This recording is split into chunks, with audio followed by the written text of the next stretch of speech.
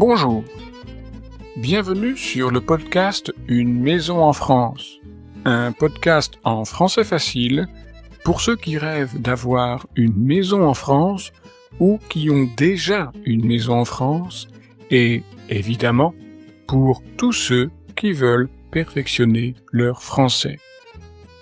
Je suis Jérôme, je suis professeur de français langue étrangère et j'écris aussi des livres pour vous si vous apprenez le français.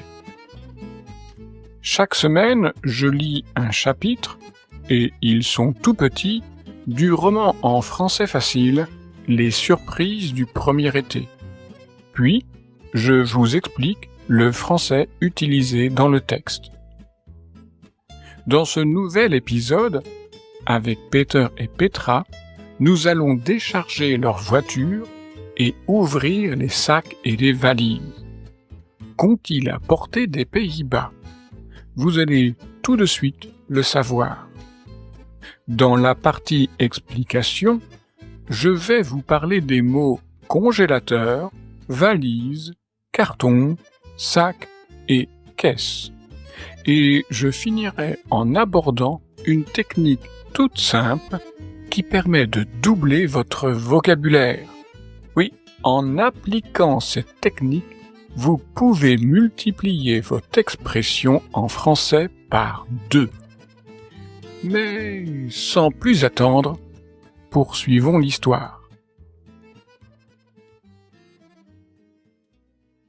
Allez, au travail! Peter et Petra déchargent la voiture. Les valises avec les vêtements, des cartons avec des draps, des couvertures et une couette, un sac avec de la nourriture, beurre de cacahuète, fromage hollandais, la caisse à outils de Peter et le nécessaire à couture de Petra. Il y a aussi un gros sac avec des produits de nettoyage. Peter détache la remorque de la voiture. Avec Petra, ils approchent la remorque de la maison. Dans la remorque, il y a un grand matelas tout neuf. Le matelas est dans son emballage plastique. Le matelas n'est pas lourd, mais il est encombrant. Petra aide Peter à monter le matelas dans leur nouvelle chambre. Dans la remorque, il y a aussi un réfrigérateur. L'appareil est grand, car il y a aussi une partie congélateur. Un congélateur, c'est très utile, surtout pour les glaces. L'appareil est lourd. Petra propose de demander de l'aide aux voisins. Peter pense qu'ils peuvent tout seuls placer le réfrigérateur dans la cuisine. Ce n'est pas facile, mais ils réussissent à déplacer l'appareil.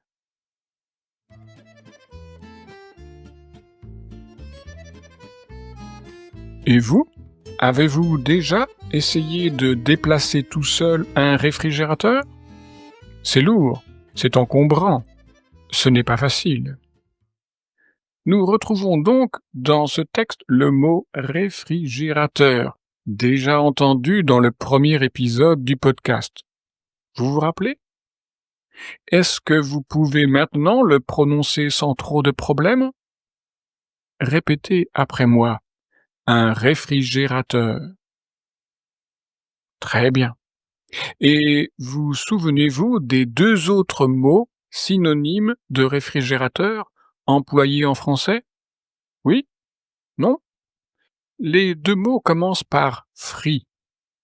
Oui, voilà, un frigo et un frigidaire. Dans cet épisode, un autre mot est introduit avec le réfrigérateur. C'est le mot congélateur. Un congélateur. Un congélateur, c'est un appareil électroménager, comme le réfrigérateur, mais qui fabrique un froid beaucoup plus grand. Avec un réfrigérateur, on peut créer un froid entre 3 et 4 degrés Celsius. Mais avec un congélateur, on peut créer un froid en dessous de 0 degrés Celsius. On peut avoir un froid allant jusqu'à moins 18 degrés Celsius. L'eau devient de la glace. Donc, on utilise un congélateur pour conserver des aliments dans des températures négatives. Le mot congélateur est construit sur un verbe. C'est le verbe congeler, qui veut dire faire passer à l'état solide par l'action du froid. Dans la nature, quand il fait très très froid, l'eau peut aussi passer de l'état liquide à l'état solide, de la glace. Mais alors, on utilisera le verbe geler. L'eau gèle. L'eau a gelé. L'eau liquide s'est transformée en glace. Revenons au mot congeler. Du verbe, on peut facilement passer à l'adjectif congeler, avec un accent aigu à la fin. Cet adjectif veut dire qui est conservé par le froid. Si vous avez mis dans un congélateur un plat que vous avez préparé, par exemple une ratatouille, alors il y a dans votre congélateur une ratatouille congelée. Vous vous êtes certainement déjà promené dans un supermarché français. Alors vous avez sans aucun doute aperçu les immenses rayons de produits surgelés. Des produits qui sont vendus à des températures en dessous de 0 degré. Mais dans un supermarché, on ne parle pas de produits congelés, mais de produits surgelés. Quelle est la différence entre congelé et surgelé? En fait, le terme surgelé n'est employé que pour les produits industriels, comme des pizzas surgelées. Ça fait aussi référence à une technique industrielle qui fait passer les aliments très rapidement à une température très très basse, souvent en dessous de moins 30 degrés Celsius. Une dernière chose à propos du mot congélateur. Dans le français courant, on peut facilement entendre le mot congèle. Le congèle. Le congèle, c'est un peu comme le mot le frigo pour le réfrigérateur. Vous avez au début du texte que je viens de lire 4 mots qui ont tous un point commun. Il s'agit des mots valise, carton, sac et caisse. Réécoutons ce passage.